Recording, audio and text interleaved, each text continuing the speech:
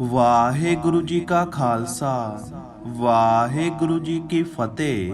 ਉੱਤਰ ਭਾਰਤ ਦੀ ਸਭ ਤੋਂ ਪ੍ਰਸਿੱਧ ਦਰਗਾਹ ਬਾਬਾ ਬੁੱਢਣ ਸ਼ਾਹ ਜੀ ਦੀ ਦਰਗਾਹ ਸ਼੍ਰੀ ਕੀਰਤਪੁਰ ਸਾਹਿਬ ਜੀ ਦੀ ਪਵਿੱਤਰ ਨਗਰੀ ਦੇ ਵਿੱਚ ਇੱਕ ਉੱਚੀ ਪਹਾੜ ਤੇ ਸਥਿਤ ਹੈ। ਬਾਬਾ ਬੁੱਢਣ ਸ਼ਾਹ ਜੀ ਬਗਦਾਦ ਸ਼ਹਿਰ ਦੇ ਰਹਿਣ ਵਾਲੇ ਸੀ। ਬਾਬਾ ਜੀ ਰੱਬ ਦੀ ਇਬਾਦਤ ਕਰਦੇ ਹੋਏ ਕੁੱਲੂ ਮਨਾਲੀ ਦੇ ਰਾਸਤੇ ਤੋਂ ਹੁੰਦੇ ਹੋਏ ਸ਼੍ਰੀ ਕੀਰਤਪੁਰ ਸਾਹਿਬ ਦੇ ਜੰਗਲਾਂ ਤੋਂ ਇੱਕ ਉੱਚੀ ਪਹਾੜੀ ਦੇ ਉੱਪਰ ਇਹਨਾਂ ਨੇ ਆਪਣਾ ਡੇਰਾ ਲਗਾਇਆ। ਇਤਿਹਾਸਕਾਰਾਂ ਦੇ ਅਨੁਸਾਰ ਜਦੋਂ ਬਾਬਾ ਜੀ ਸ਼੍ਰੀ ਗੁਰੂ ਨਾਨਕ ਦੇਵ ਜੀ ਨੂੰ ਮਿਲੇ ਸੀ, ਇਹਨਾਂ ਦੀ ਉਮਰ ਲਗਭਗ 671 ਸਾਲ ਦੀ ਹੋ ਚੁੱਕੀ ਸੀ। ਬਾਬਾ ਜੀ ਦੇ ਕੋਲ ਇੱਕ ਸ਼ੇਰ, ਇੱਕ ਕੁੱਤਾ ਅਤੇ 3 ਬੱਕਰੀਆਂ ਸੀ। ਕਿਹਾ ਜਾਂਦਾ ਹੈ ਕਿ ਬਾਬਾ ਬੁੱਢਣ ਸ਼ਾਹ ਜੀ ਦੀਆਂ ਬੱਕਰੀਆਂ ਨੂੰ ਸ਼ੇਰ ਅਤੇ ਕੁੱਤੇ ਚਾਰਨ ਜਾਂਦੇ ਸਨ ਅਤੇ ਉਹਨਾਂ ਦੀ ਰਖਵਾਲੀ ਵੀ ਉਹੀ ਕਰਦੇ ਸਨ। ਆਪਣੀ ਚੌਥੀ ਉਦਾਸੀ 'ਚ ਸ਼੍ਰੀ ਗੁਰੂ ਨਾਨਕ ਦੇਵ ਜੀ ਕੁੱਲੂ ਮਨਾਲੀ ਦੀ ਯਾਤਰਾ ਕਰਦੇ ਹੋਏ ਬਾਬਾ ਬੁੱਢਣ ਸ਼ਾਹ ਜੀ ਦੇ ਡੇਰੇ 'ਚ ਆਏ। ਭਾਈ ਮਰਦਾਨਾ ਜੀ ਅਤੇ ਭਾਈ ਬਾਲਾ ਜੀ ਵੀ ਗੁਰੂ ਦੇ ਨਾਲ ਹੀ ਸੀ। ਬਾਬਾ ਬੁੱਢਣ ਸ਼ਾਹ ਜੀ ਨੇ ਗੁਰੂ ਜੀ ਦੀ ਆਦਰ ਸਤਿਕਾਰ ਕੀਤਾ ਅਤੇ ਉਹਨਾਂ ਨੇ ਇੱਕ ਬਾਟੇ ਦੇ ਵਿੱਚ ਬੱਕਰੀ ਦਾ ਦੁੱਧ ਪੀਣ ਦੇ ਲਈ ਦਿੱਤਾ। ਬਾਬਾ ਜੀ ਦੁੱਧ ਦੇ ਨਾਲ ਭਰਿਆ ਹੋਇਆ ਬਾਟਾ ਦੇਖ ਕੇ ਬੋਲੇ, ਬਾਬਾ ਜੀ ਇਹ ਦੁੱਧ ਮੈਂ ਹੁਣ ਨਹੀਂ ਪੀਵਾਂਗਾ, ਮੈਂ ਇਸ ਦੁੱਧ ਨੂੰ ਆਪਣੇ 6ਵੇਂ ਅਵਤਾਰ 'ਚ ਆ ਕੇ ਪੀਵਾਂਗਾ। ਬਾਬਾ ਬੁੱਢਣ ਸ਼ਾਹ ਜੀ ਨੇ ਕਿਹਾ ਕਿ ਮੇਰੀ ਪਹਿਲਾਂ ਹੀ ਇੰਨੀ ਉਮਰ ਹੋ ਗਈ ਹੈ ਤੇ ਤੁਹਾਡਾ 6ਵੇਂ ਅਵਤਾਰ ਤੱਕ ਨਾ ਤਾਂ ਇਹ ਸਾਹ ਬਚਣਗੇ ਅਤੇ ਨਾ ਹੀ ਇਹ ਦੁੱਧ। ਇਹ ਸੁਣ ਕੇ ਗੁਰੂ ਜੀ ਬੋਲੇ, ਬਾਬਾ ਜੀ 6ਵੇਂ ਅਵਤਾਰ ਤੱਕ ਤੁਸੀਂ ਅਤੇ ਇਹ ਦੁੱਧ ਏਦਾਂ ਹੀ ਰਹਿਣਗੇ। ਗੁਰੂ ਜੀ ਇਹ ਬਚਨ ਕਰਕੇ ਭਾਈ ਮਰਦਾਨਾ ਅਤੇ ਭਾਈ ਬਾਲਾ ਜੀ ਦੇ ਨਾਲ ਆਪਣੀ ਅਗਲੀ ਯਾਤਰਾ ਦੇ ਵੱਲ ਚੱਲ ਪਏ। ਬਾਬਾ ਬੁੱਢਣ ਸ਼ਾਹ ਜੀ ਨੇ ਸ਼੍ਰੀ ਗੁਰੂ ਨਾਨਕ ਦੇਵ ਜੀ ਦੀ ਇਮਾਨਤ ਦੁੱਧ ਨੂੰ ਆਪਣੇ ਧੂਣੇ ਦੇ ਕੋਲ ਰੱਖ ਕੇ ਕਿਹਾ, ਇਹ ਇਮਾਨਤ ਸ਼੍ਰੀ ਗੁਰੂ ਨਾਨਕ ਦੇਵ ਜੀ ਦੀ ਹੈ, ਇਸ ਨੂੰ ਸੰਭਾਲ ਕੇ ਰੱਖਣਾ। ਸਮਾਂ ਬੀਤਿਆ, 6ਵਾਂ ਪਾਤਸ਼ਾਹ ਜੀ ਦਾ ਸਮਾਂ ਆ ਗਿਆ। ਸ਼੍ਰੀ ਗੁਰੂ ਹਰਗੋਬਿੰਦ ਸਿੰਘ ਮਹਾਰਾਜ ਜੀ ਆਪਣੇ ਵੱਡੇ ਪੁੱਤਰ ਬਾਬਾ ਗੁਰਦਿੱਤਾ ਜੀ ਨੂੰ ਆਦੇਸ਼ ਦਿੱਤਾ, ਤੁਸੀਂ ਹਿਮਾਲਿਆ ਪਰਬਤ ਪਹਾੜੀ ਇਲਾਕੇ 'ਚ ਇੱਕ ਨਗਰ ਬਸਾਓ ਅਤੇ ਆਪਣੇ ਅਗਲੇ ਜਨਮ ਦੇ ਲਈ ਉੱਥੇ ਇੱਕ ਨਿਵਾਸ ਸਥਾਨ ਬਣਾਓ। ਬਾਬਾ ਗੁਰਦਿੱਤਾ ਜੀ ਨੇ ਆਪਣੇ ਪਿਤਾ ਜੀ ਨੂੰ ਇੱਕ ਬੇਨਤੀ ਕੀਤੀ ਕਿ ਕਿਰਪਾ ਕਰਕੇ ਤੁਸੀਂ ਮੈਨੂੰ ਉਸ ਵਿਸ਼ੇਸ਼ ਸਥਾਨ ਤੇ ਲੈ ਜਾਓ। ਸ਼੍ਰੀ ਗੁਰੂ ਹਰਗੋਬਿੰਦ ਸਿੰਘ ਜੀ ਅਤੇ ਉਹਨਾਂ ਦਾ ਪੁੱਤਰ ਬਾਬਾ ਗੁਰਦਿੱਤਾ ਹਿਮਾਲਿਆ ਪਰਬਤ ਦੇ ਵੱਲ ਚੱਲ ਪਏ।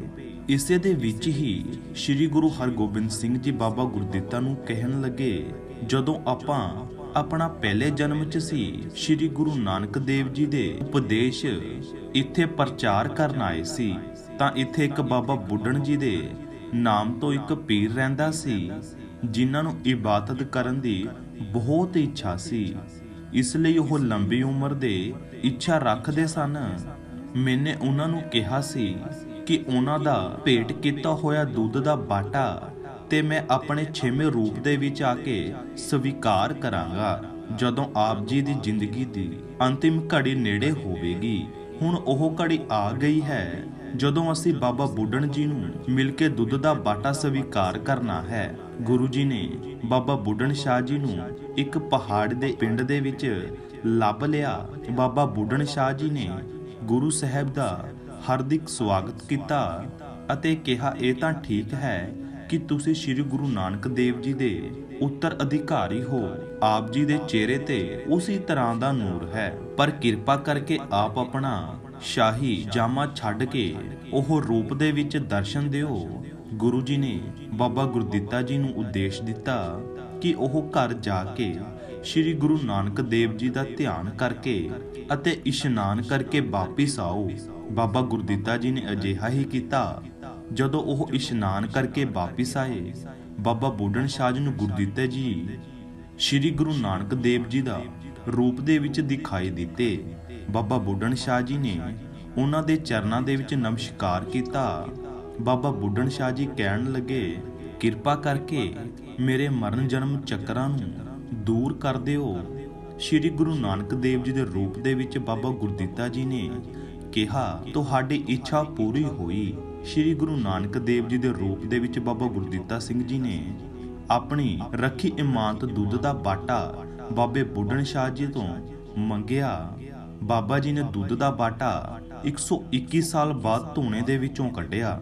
ਉਹ ਦੁੱਧ ਵੀ ਉਦਾਂ ਹੀ ਸੀ ਜਿਵੇਂ ਕਿ 121 ਸਾਲ ਪਹਿਲਾਂ ਉਹ ਦੁੱਧ ਬਾਬਾ ਗੁਰਦਿੱਤਾ ਜੀ ਨੇ ਸ਼੍ਰੀ ਗੁਰੂ ਨਾਨਕ ਦੇਵ ਜੀ ਦੇ ਰੂਪ ਦੇ ਵਿੱਚ ਪੀਆ।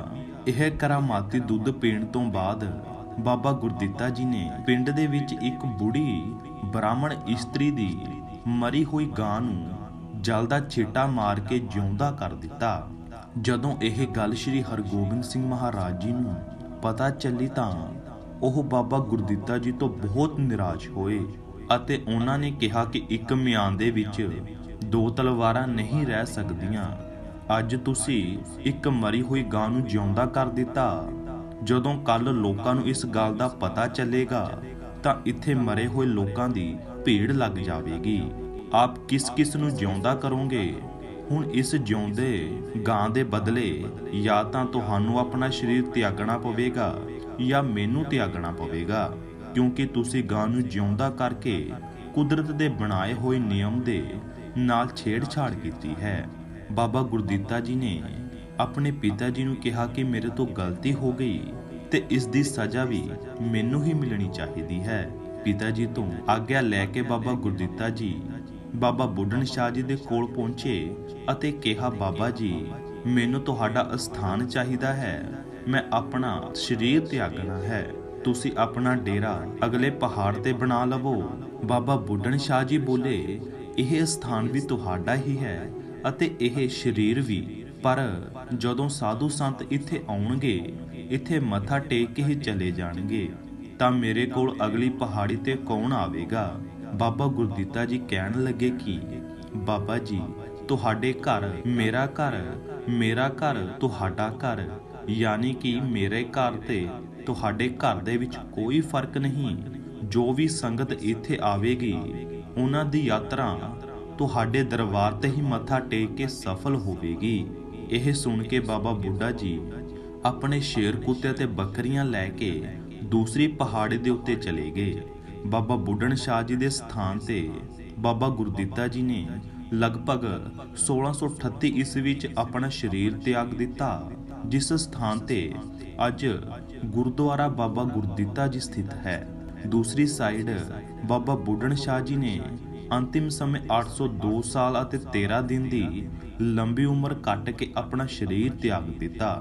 ਕਿਹਾ ਜਾਂਦਾ ਹੈ ਕਿ ਉਹਨਾਂ ਦੇ ਸ਼ੇਰ ਕੁੱਤੇ ਅਤੇ ਬੱਕਰੀਆਂ ਵੀ ਉਸੇ ਸਮੇਂ ਪ੍ਰਾਣ ਤਿਆਗ ਗਏ। ਜਦੋਂ ਇਹ ਗੱਲ ਗੁਰੂ ਜੀ ਨੂੰ ਪਤਾ ਚੱਲੀ, ਉਹਨਾਂ ਨੇ ਬਾਬਾ ਗੁਰਦਿੱਤਾ ਜੀ ਦਾ ਅੰਤਿਮ ਸੰਸਕਾਰ ਕੀਤਾ ਤੇ ਬਾਬਾ ਬੁੱਢਣ ਸ਼ਾਹ ਜੀ ਨੂੰ ਆਪਣੇ ਹੱਥਾਂ ਦੇ ਨਾਲ ਮੁਸਲਿਮ ਰੀਤੀ ਰਿਵਾਜਾਂ ਦੇ ਅਨੁਸਾਰ ਅੰਤਿਮ ਸੰਸਕਾਰ ਕੀਤਾ। ਅੱਜ ਵੀ ਉੱਥੇ ਧਾਰਮਿਕ ਸਥਾਨ ਹਨ ਜਿੱਥੇ ਬਾਬਾ ਗੁਰਦਿੱਤਾ ਜੀ ਨੇ ਆਪਣਾ ਸਰੀਰ ਤਿਆਗਤਾ ਸੀ। ਉੱਥੇ ਗੁਰਦੁਆਰਾ ਸਾਹਿਬ ਹੈ ਅਤੇ ਜਿੱਥੇ ਬਾਬਾ ਬੁੱਢਣ ਸ਼ਾਹ ਜੀ ਨੇ ਆਪਣਾ ਸਰੀਰ ਤਿਆਗਿਆ ਸੀ ਉਸੇ ਜਗ੍ਹਾ ਦੇ ਉੱਤੇ ਅੱਜ ਦਰਗਾਹ ਹੈ। ਇਹ ਮੰਨਿਆ ਜਾਂਦਾ ਹੈ ਕਿ ਜਦੋਂ ਤੱਕ ਸੰਗਤ ਬਾਬਾ ਬੁੱਢਣ ਸ਼ਾਹ ਜੀ ਦੇ ਦਰਗਾਹ ਤੇ ਮੱਥਾ ਨਹੀਂ ਟੇਕ ਲੈਂਦੀ ਉਹਨਾਂ ਦੀ ਯਾਤਰਾ ਸਫਲ ਨਹੀਂ ਹੁੰਦੀ। ਇਸ ਤਰ੍ਹਾਂ ਦੀ ਵੀਡੀਓ ਦੇਖਣ ਦੇ ਲਈ ਸਾਡੇ ਚੈਨਲ ਨੂੰ ਸਬਸਕ੍ਰਾਈਬ ਕਰ ਲਵੋ ਤੇ ਵੀਡੀਓ ਨੂੰ ਵੱਧ ਤੋਂ ਵੱਧ ਸ਼ੇਅਰ ਜ਼ਰੂਰ ਕਰਿਓ। ਨਵੀਂ ਵੀਡੀਓ ਲੈ ਕੇ ਜਲਦੀ ਹੀ ਆਵਾਂਗੇ। ਉਦੋਂ ਤੱਕ ਦੇ ਲਈ ਵਾਹਿਗੁਰੂ ਜੀ ਕਾ ਖਾਲਸਾ, ਵਾਹਿਗੁਰੂ ਜੀ ਕੀ ਫਤਿਹ।